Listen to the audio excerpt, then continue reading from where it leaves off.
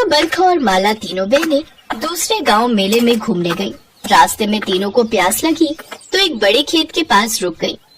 वो सामने कोई कुटिया दिखाई दे रही है। मुझे लगता है वहाँ कोई कुआं या तालाब जरूर होगा। चलो चलकर देखते हैं। तीनों बहनें उस खेत में जाती हैं। वहाँ पर एक कुआं था। तीनों जैसे ही पानी पीने लगती हैं, अचानक उन्हें किसी के कराहने की आवाज आती है। मुझे थोड़ा पानी पिला दो। मैं कुएं से पानी नहीं खींच सकती क्योंकि मैं गर्भवती हूँ। मेरे पति भोजन की तलाश में गए हैं। उन्हें आने में बहुत देर हो गई, नहीं तो वो मेरे लिए कुएं से पानी खींचकर भर देते। अरे, जब शरीर संभाला ही नहीं जाता तो गर्भवती क्यों होती हो? देखो तो कितना बड़ा पेट लटकाए बैठी हो। वही तो, जब खुद से कोई काम नहीं किया जाता तो गर्भवती होने की जरूरत क्या है? रेखा दीदी, बरखा दीदी, मुझे तो हंसी आ रही है। इतना मोटा पेट लेकर भला कौन रह सकता है? मैं तो कभी भी गर्भवती ना हूँ। मुझे तो ऐसा मोटा पेट और शरीर लेकर रहा ही नहीं जाएगा। चलो ना दीदी, इस औरत पर क्या ध्यान देना, हम कुएं से पानी पीते हैं ना।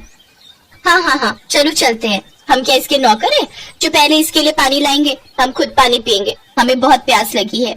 औरत दर्द से कराह रही थी। उसे प्यास भी लगी थी, पर तीनों बहनों ने उस औरत पर कोई तरस नहीं खाया। तभी उस औरत का पति, जो कि एक ऋषि था, और वो आ जाता है। खबरदार, जो कुएं से पानी भी पिया, तुमने मेरी पत्नी का मजाक उड़ाया है। विपदा के समय उसकी मदद नहीं की। एक गर्भवती स्त्री को दर्द से कराहते हुए देखकर भी तुम्हें जरा सी दया नहीं आई। मैं तुम तीनों को श्राप देता हूँ कि तुम तीनों अभी के अभी गर्भवती हो जाओगी।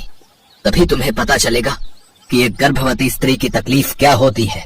वो ऋषि क्रोध में आकर तीनों बहनों को श्राप दे देता है। तीनों रोती हुई घर आ जाती हैं और सारी बात अपने भाई महेंद्र को बताती हैं। महेंद्र उन ऋषि और उनकी पत्नी को ढूंढता है, पर वहाँ खेत में अब उनकी कुटिया नहीं थी। न जाने वे दोनों कहाँ चले गए थे। महेंद्र अपनी बहनों के साथ घर लौट आता है। महेंद्र की तीनों बहनें गर्भवती हो चुकी थी। उनको गर्भावस्था में देखकर सारे गांव वाले उन पर थू थू कर रहे थे। महेंद्र की तीनों बहनों का रो रो कर बुरा हाल था। हे भगवान, अब मैं क्या करूं?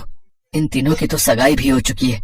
अगर इनके ससुराल वालों को ये बात पता चली तो मैं उनसे क्या कहूँगा कि मेरी तीनों बहनें बिन ब्याही गर्भवती कैसे बनी? कौन विश्वास करेगा? भैया, अब हम क्या करेंगे? हमें तो बहुत डर लग रहा है। हमारी वजह से आपकी कितनी बदनामी हो रही है। इससे तो हम तीनों इस दुनिया में ना ही रहे तो अच्छा है। रेखा, कैसी बातें कर रही हो तुम तीनों बहनें मेरे लिए क्या हो ये बताने की जरूरत नहीं। कोई ना कोई रास्ता जरूर निकल आएगा।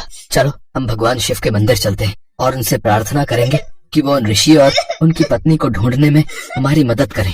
महेंद्र तीनों बहनों के साथ शिव जी के मंदिर जाता है और प्रार्थना करता है। तभी तीनों की नजर वहाँ ऋषि और उनकी पत्नी पर जाती है, जो मंदिर में ही बैठे थे। भैया, वो देखो, वो ऋषि और उनकी पत्नी वहाँ बैठे हैं। भगवान शिव ने हमारी सुन ली भैया, हमें ऋषि और उनकी पत्नी मिल गए। चलो रेखा दीदी, बरखा दीदी, हम उनसे माफी मांगेंगे। जय शिव शंकर, आपने हमें ऋषि और उनकी पत्नी से मिलवा दिया। आपकी सदा ही जय हो। चलो तीनों, जल्दी चलो और उनसे माफी मांगो। चलो। महेंद्र तीनों बहनों के साथ उन ऋषि के पास जाता है और सिर झुकाकर क्षमा मांगता है। हे ऋषि महाराज, मेरी तीनों बहनों से भूल हो गई। इन्होंने नादानी में ऐसा किया, इन्हें क्षमा कर दीजिए ऋषि महाराज। अच्छा, तो तू इन तीनों की तरफदारी करने के लिए आया है? जा, मैं नहीं माफ करूंगा। नहीं, ऐसा मत कहिए। अब भगवान शिव के मंदिर में बैठे हैं और आप तो जानते ही हैं शिव जी कितने दयालु हैं। वो अपने सभी भक्तों को क्षमा कर देते हैं। तो आप भी तो शिव भक्त हैं, आप भी मेरी बहनों को क्षमा कर दीजिए। अच्छा, चल ठीक है, मैं तेरी तीनों बहनों को क्षमा कर दूंगा, पर तुझे मेरी एक शर्त माननी होगी। कहिए, मुझे आपकी हर शर्त मंजूर है। ठीक है, मैं अपना श्राप वापस ले लूंगा, पर तुम्हें अपनी बहनों के लिए बलिदान देना होगा। तुम आजीवन विवाह नहीं करोगे, अविवाहित रहोगे। बोलो, क्या तुम करने को तैयार हो? हाँ, मुझे ये शर्त मंजूर है। नहीं, पर हमें नहीं। अगर हमारा भाई आजीवन अविवाहित रहेगा तो हम तीनों बहनें भी कभी शादी नहीं करेंगे। हम तीनों बहनें अपनी जान दे देंगे। ऋषि महाराज, अगर आप ये शर्त रखेंगे तो हम तीनों बहनें इस दुनिया में जीवित ही नहीं रहेंगे। तीनों बहनों और भाई का प्यार देखकर ऋषि को उन पर दया आ गई और उन्होंने अपना श्राप वापस ले लिया। परंतु याद रहे, आज के बाद कभी भी किसी संकट में पड़े असहाय व्यक्ति का मजाक मत उड़ाना। महेंद्र की तीनों बहनें वादा करती हैं कि वो ऐसा कभी नहीं करेंगे। तीनों फिर से पहली वाली अवस्था में आ जाती हैं। और महेंद्र अपनी बहनों को लेकर खुशी खुशी घर लौट आता है। सदियों पहले की बात है। उदयपुर शहर में एक खूबसूरत महल था, जहाँ के राजा और रानी बड़े ही दयालु और निर्बल स्वभाव के थे। रानी ने 7 पुत्रों को जन्म दिया था, लेकिन उनकी बहुत इच्छा थी कि एक कन्या उनके घर में जन्म ले, लेकिन उनकी ये इच्छा पूरी नहीं हुई। राजा हमेशा से ही एक पुत्री की चाह में था। एक रोज रात को जब राजा और रानी खाना खाकर अपने महल के किनारे बनी नदी के पास टहल रहे थे, तो उन्हें उस नदी में एक टोकरी आती दिखाई थी, जिसमें एक नवजात कन्या थी। उस नवजात कन्या को राजा रानी अपने साथ महल ले आए और राजा ने ऐलान किया, आज से ये कन्या हमारी पुत्री है, हम इसे अपनी बेटी की तरह पालेंगे।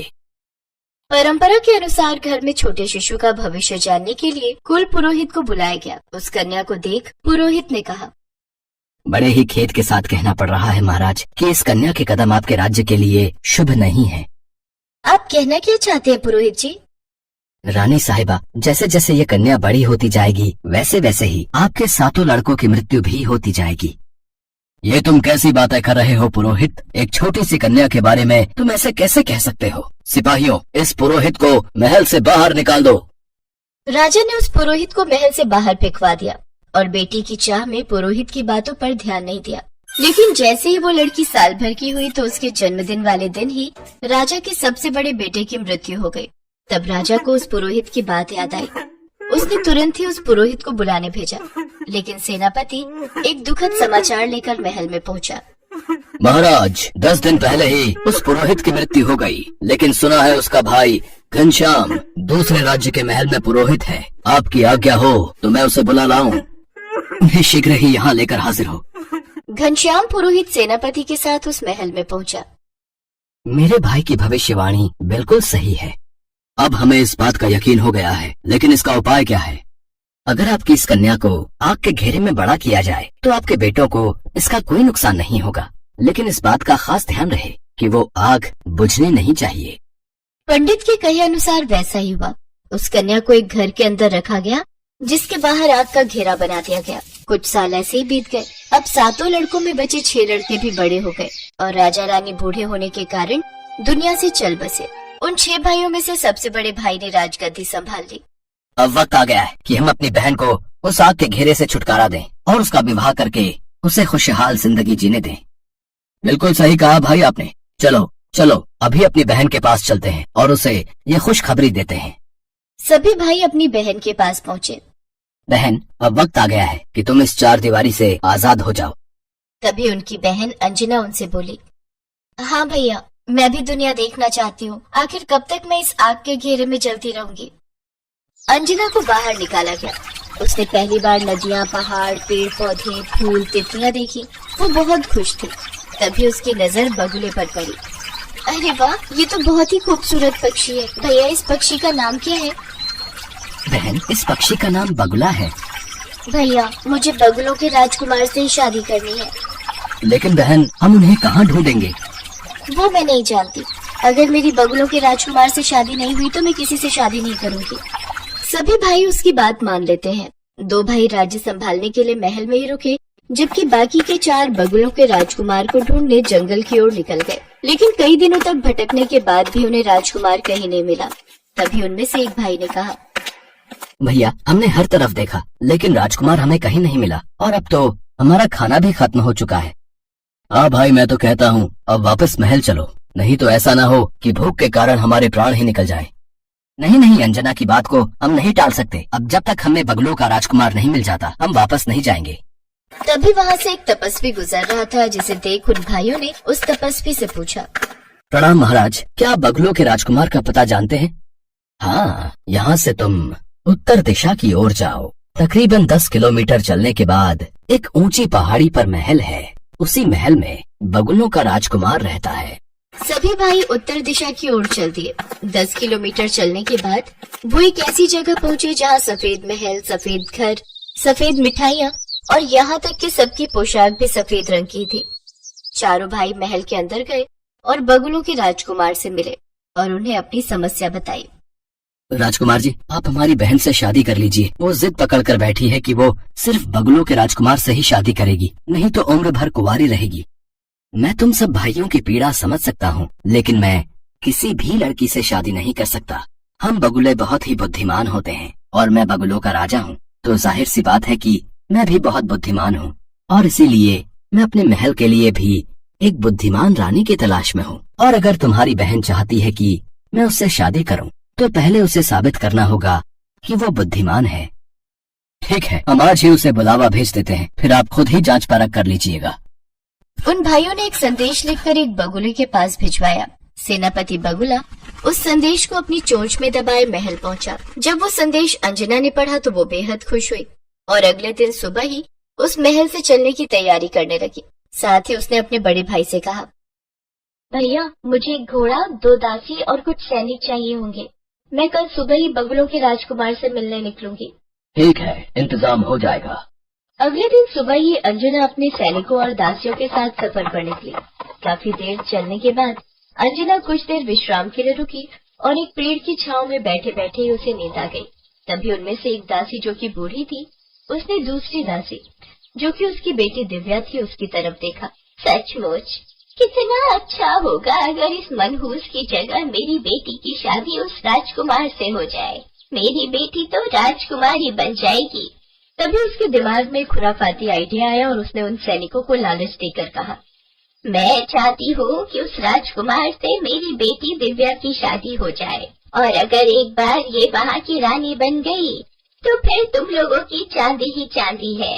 मैं इसके राजकुमार से कहकर तुम लोगों को 2-2 किलो सोना भेंट में दिलवा दूंगी, लेकिन उससे पहले तुम्हें इस मनहूस अंजना को पहाड़ी से फेंकना होगा। देखो मौका अच्छा है, वो अभी सो रही है। लालच में आकर सैनिकों ने ऐसा ही किया। उन्होंने सो रही राजकुमारी को उठाकर पहाड़ी के नीचे फेंक दिया और दिव्या दासी को राजकुमारी के लाए हुए कपड़े और गहने पहनाकर बगुलों के महल ले गए। राजकुमार जी, मैं 7 भाइयों की इकलौती बहन हूँ और आपसे विवाह करना चाहती हूँ। ठीक है, लेकिन उससे पहले तुम्हें मेरी कुछ पहेलियों का जवाब देना होगा। वो कौन सी 3 संख्याएं हैं जिन्हें जोड़ो या गुणा करो तो परिणाम सबका एक ही निकलता है? काफी देर तक सोचने के बाद भी वो दासी जवाब नहीं दे पाई। तब राजकुमार ने गुस्से में कहा, तुम्हारे भाई तो मुझसे तुम्हारी बहुत तारीफ कर रहे थे, लेकिन तुम तो इतनी आसान पहेली का उत्तर भी नहीं दे पाई। सैनिकों, जल्द से जल्द इसके चारों भाइयों को मेरे सामने हाजिर होने को कहो। कुछ देर बाद वो चारों भाई वहाँ पहुँच गए। तुम चारों भाइयों ने मुझसे झूठ कहा कि तुम्हारी बहन बुद्धिमान है, लेकिन इसे तो साधारण सा गणित भी नहीं आता। लेकिन ये तो हमारी बहन नहीं है। अच्छा, डर के मारे फिर झूठ। सैनिकों, इन सबको कारावास में डाल दो, फिर इन्हें मृत्यु दंड दिया जाएगा। कभी वहाँ अंजना आ जाती है। रुक जाइए बगुलों के राजकुमार, इन भाइयों की असली बहन मैं हूँ। अच्छा, तो फिर तुम मेरी पहेली का जवाब देकर यह साबित करो कि वो बुद्धिमान लड़की तुम ही हो। वो कौन सी 3 संख्याएं हैं जिन्हें जोड़ो या गुणा करो तो उनका परिणाम एक ही होता है? 1, 2 और 3। वाह, बहुत खूब। लेकिन अगर तुम राजकुमारी अंजना हो तो फिर ये लड़की कौन है? ये मेरी दासी की बेटी है। इन दोनों ने मिलकर रास्ते में मुझे पहाड़ी से नीचे फेंकवा दिया, लेकिन वो तो शुक्र है ऊपर वाले का कि मैं एक पेड़ में जाकर फंस गई और एक लकड़हारे ने मुझे बचा लिया। बगुलों के राजकुमार ने दासी दिव्या, उसकी माँ और उन सैनिकों को कारावास में बंद कर दिया और राजकुमारी अंजना के साथ बड़ी धूमधाम से विवाह कर लिया।